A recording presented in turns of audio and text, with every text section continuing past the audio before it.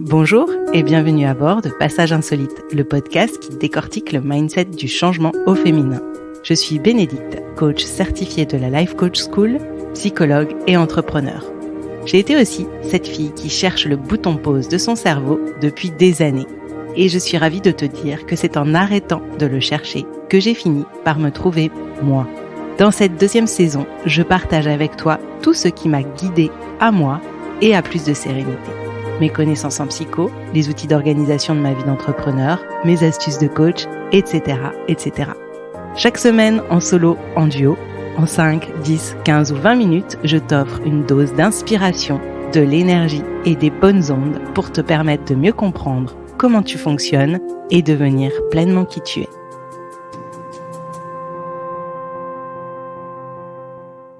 Hello, chers passagères et passagers, et bienvenue dans ce nouvel épisode de Passage Insolite. Je suis très heureuse de te retrouver cette semaine pour un nouvel épisode en format court. Je pense d'ailleurs que ce format va nous accompagner tout l'été.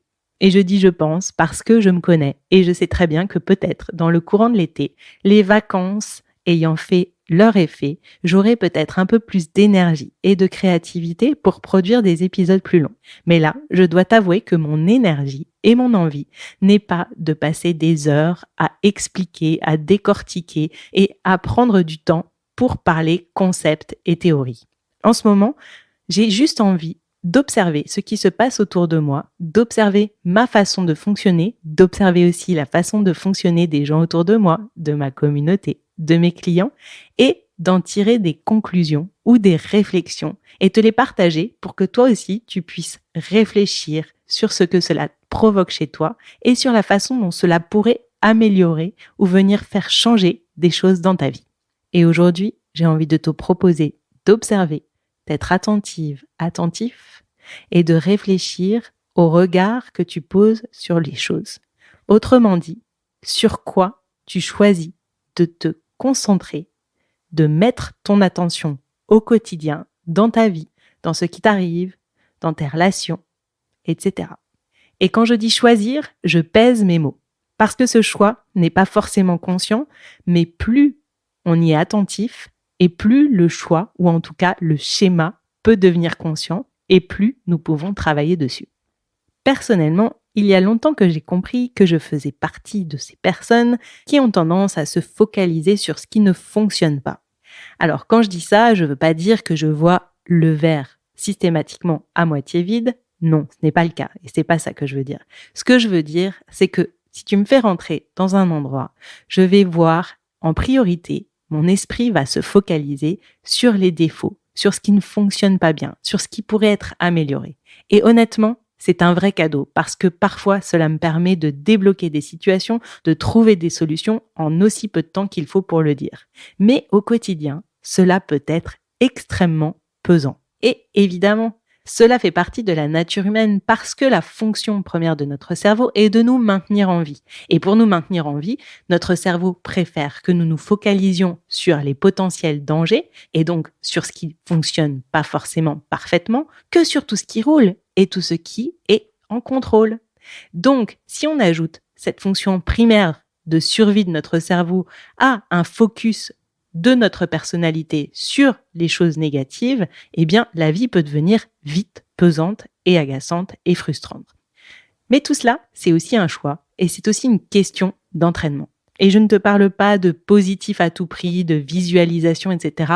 Non, je te parle juste de t'entraîner à faire en sorte que ton cerveau perçoive aussi les choses positives, aussi les choses belles, aussi les choses qui fonctionnent bien et aussi tout ce qui tourne et roule correctement. Mais il ne faut surtout pas voir cette fonction du cerveau comme une fatalité, parce que nous pouvons entraîner notre cerveau à voir les choses autrement. Alors oui, cela va nous demander des efforts. Alors oui, cela va nous demander également de passer par-dessus notre propre façon naturelle de percevoir les choses, mais c'est une habitude, et une habitude qui se travaille pour devenir de plus en plus naturelle. Personnellement, je fais ça depuis quelque temps. Et c'est vrai que c'est fatigant par moments. Hier encore, je me suis prise en flagrant délit d'analyse négative de tout. Il n'y a rien qui allait. Ce bouton de porte qui était placé du mauvais côté et qui faisait que je devais me contorsionner pour ouvrir la porte. Ce bouton de volet sur lequel je devais laisser le doigt appuyé pendant tout le temps que le volet descende et pour lequel je me suis dit mais quelle andouille d'ingénieur qui a inventé ça, quelle perte de temps tous les jours de rester le doigt appuyé sur le bouton pour que le volet se ferme.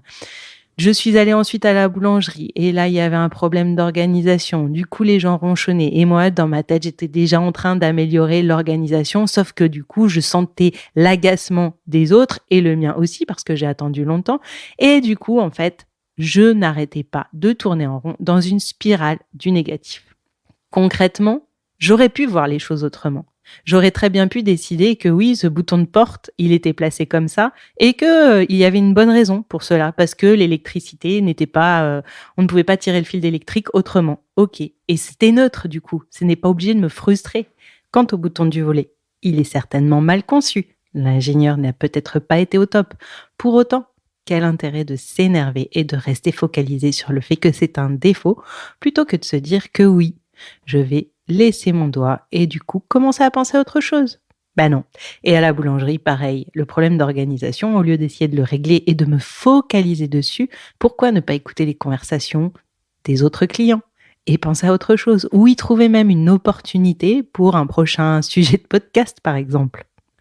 Ton cerveau a un programme pour se focaliser sur ce sur quoi tu l'entraînes à se focaliser. Alors, si tu entraînes ton cerveau à voir des opportunités, il va les voir et il va même les chercher. En revanche, si tu entraînes ton cerveau, si tu l'habitues ou si tu ne sors pas de cette habitude à voir et à chercher les échecs, les erreurs, il ne verra que ça ou il passera du temps à voir celle-là. Concrètement, penser à l'opportunité plus qu'au problème est une façon de commencer à switcher ton cerveau. Je te donne un exemple pour te prouver que cela est possible et te prouver que tu l'as déjà fait.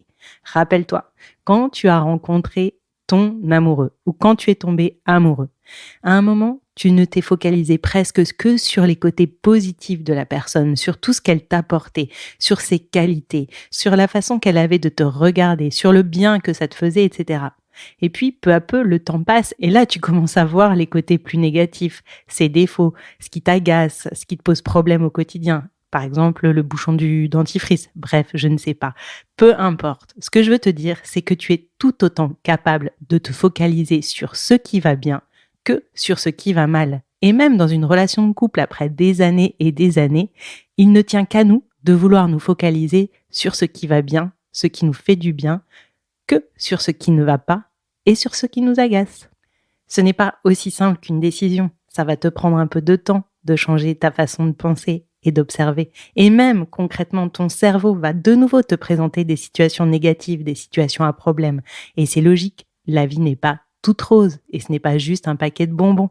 Pour autant, tu peux entraîner ton cerveau à faire en sorte qu'il transforme ce négatif en opportunité, qu'il ne devienne pas juste une source de frustration, d'agacement, de colère, de peine, mais que potentiellement tu y vois des opportunités.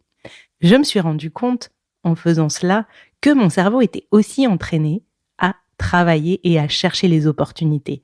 C'est juste que j'y étais moins sensible et que j'y faisais moins attention et que du coup, j'avais juste l'impression qu'il était programmé à ne regarder que du négatif. Sauf que si j'y pense bien, ce n'est pas le cas. Par exemple, à chaque fois que je fais une formation ou que je parle avec quelqu'un, je me rends compte à quel point je cherche des opportunités pour améliorer quelque chose dans ma vie ou pour trouver une nouvelle idée, pour développer un article de blog, un post Insta ou même un sujet de podcast. Alors, toi aussi, tu peux décider de switcher ton cerveau et d'aller à la chasse aux opportunités. Et tu vas voir, au fur et à mesure, cela va te sembler de plus en plus évident.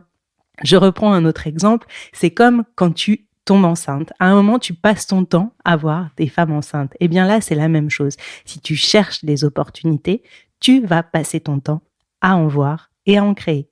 Je te souhaite une très bonne semaine. J'aimerais beaucoup avoir ton opinion sur cet épisode de podcast, alors n'hésite pas à m'en faire part sur mon compte Insta ou m'envoyer un petit mail. À très bientôt!